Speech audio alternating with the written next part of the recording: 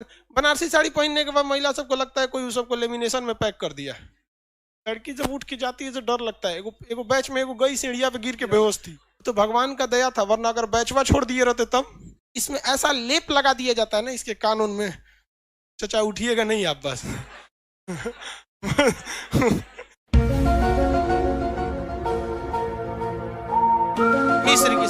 मिस्र की सभ्यता किस लिए प्रसिद्ध थी?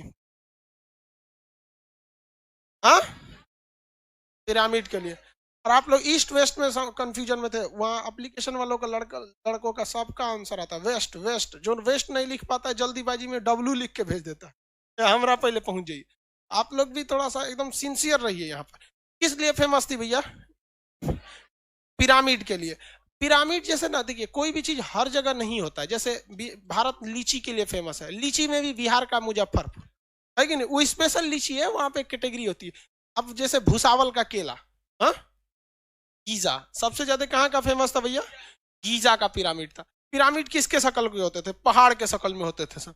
ये बहुत बड़े बड़े पहाड़ के शक्ल में होते थे। अब सोचिए उस वक्त सबसे बड़ा ये फेमस होने का रीजन क्या था इन पिरामिड्स का, कि इस समय जेसीबी नहीं हुआ करती थी, इस ससुरे सब चढ़ाए थे सब कैसे।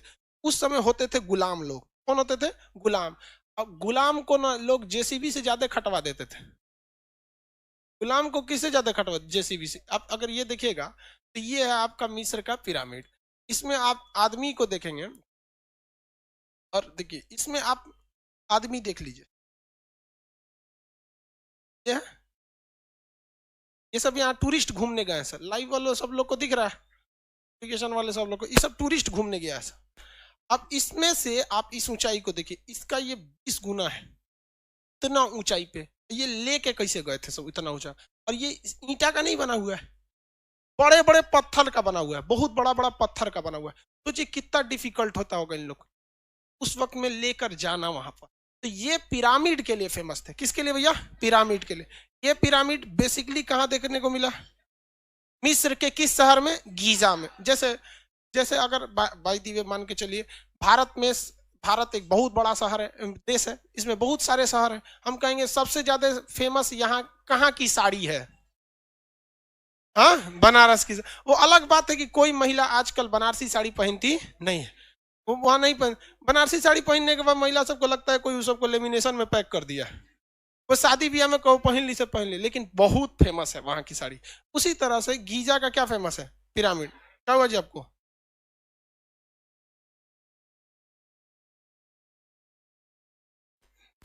यहाँ देखिए, ये समझ में आ गया आप लोग को? किसी को कोई दिक्कत नहीं? लड़की जब उठ के जाती है तो डर लगता है। एगो एगो बैच में एगो गई सीढ़िया पे गिर के बेहोश थी,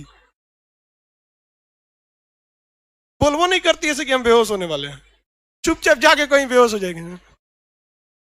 हाँ, वो तो एक तो नीचे कोई लड़का आया ऑफिस में कंप्लेन किया कि सर एगो बेहोश होकर सीढ़िया पे गिरल है, तो भगवान का दया था, वरना अगर बैचवा छोड़ दिए रहते तब वो ऐसे ही पिरामिड में हो गए, मम्मी बन गए। ये वो लोग देवताओं की भी पूजा बड़ा करते थे।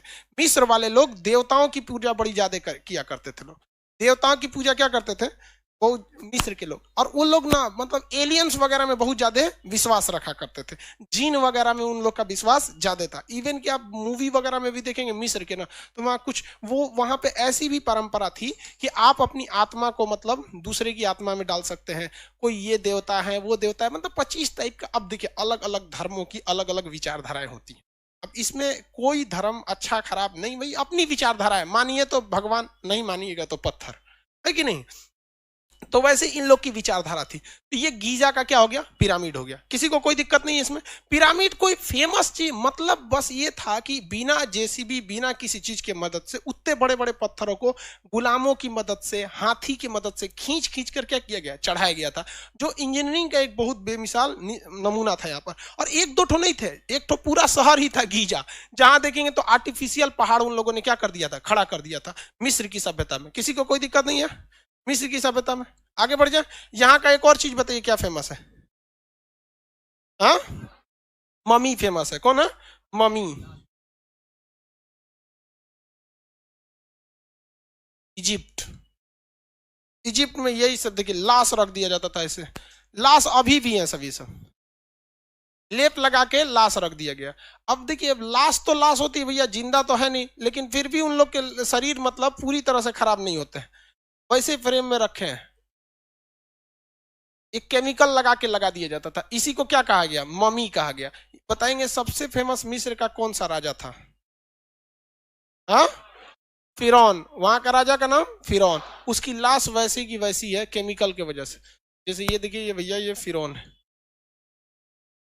देखिए दांत तो पचक ढचक गया है, लेकिन फिर भी है। तो हमारे यहाँ एगो चूहा मर जाता है तो 2 दिन तक महकता है, 3 दिन तक महकता है, फिर उसको खदर खदर के खा के खत्म कर देता है। इसको अभी तक कोई नहीं खाया है। इसमें ऐसा लेप लगा दिया जाता है ना इसके कानून में। चचा उठिएगा नहीं आप बस।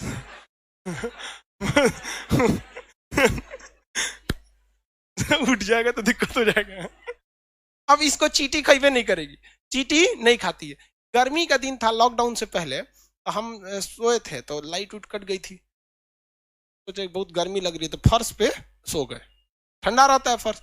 तो जो सब चींटी चारों ओर से मतलब घेर ली थी सबको, और बहुत खुश थी सबकी, इतना बड़ा आदमी मरा है, इसको कम से कम 1 महीना का राशन का इंतजाम हो गया। हम उन सबको उठ के भगाए कि भाग, कहीं कभी जिंदा है रे हम यहाँ। मतलब वो लोग एकदम खुश थी सबके, मर गया ही खान साहब। तो ये सबको चींटी वगैरह नहीं लगेगी सब। क्यों? क्योंकि इसमें क्या लगा हुआ है? केमिकल। हवाओं का भी कोई खास असर नहीं पड़ेगा, इनमें ऑक्सीडेशन नहीं होगा। ऑक्सीडेशन का मतलब होता है कोई भी चीज का सड़ जाना। तो ये मम्मी को लगा दिया जाता था, इसे शीशा में पैक कर दिया जाता था यहाँ पर। तो यही है, यहाँ पे ज्यादातर वहां पे ऐसे ही रखे जाते थे यहाँ पर। हालांकि इस्लामिक परंपरा के हिसाब से उन लोग का कहना है कि फिरौन को मतलब ईश्वर ने श्राप दिया था कि कयामत तक तुम्हारी लाश को न मिट्टी लेगी, न आग जलाएगी, न मतलब हवा सड़ाएगी, न ऐसे करके। वो धार्मिक परंपरा है भाई। सब धार्मिक अपने जगह पे, साइंस अपने जगह पे, दोनों में नहीं जमता है, नहीं समझे? दोनों में जो आपको अच्छा लगे आप मानिए। ये भी वही है चाचा, दूसरे हैं ये कोई। उंगली उंगली देख रहे हैं इनका, चाइना का नहीं है। चाइना आदमी मरने के बाद चाइनीज के शकल का हो जाता है। ये इनकी उंगली वगैरह पे लेप लगा दिया गया। कुछ ना कुछ तो सड़ेगा ही, एकदम ऐसे ऐसे थोड़ा रहेगा नहीं, कुछ ना कुछ क्या लगेगा, सड़ेगा ही। मरा हुआ आदमी, और ये 1-2 दिन का पुराना थोड़ी है भाई साहब। मिस्र की सभ्यता जो थी वो ईसा मसीह के जन्म से 3100 ईसा पूर्व थी, यानी सिंधु सभ्यता से भी क्या थी, वो पुरानी थी। अगर वर्तमान से देखेंगे तो उसको मान के चलिए ईसा मसीह के जन्म से 3000 साल पहले। 3100 का मतलब कितना हो जाएगा? 3000।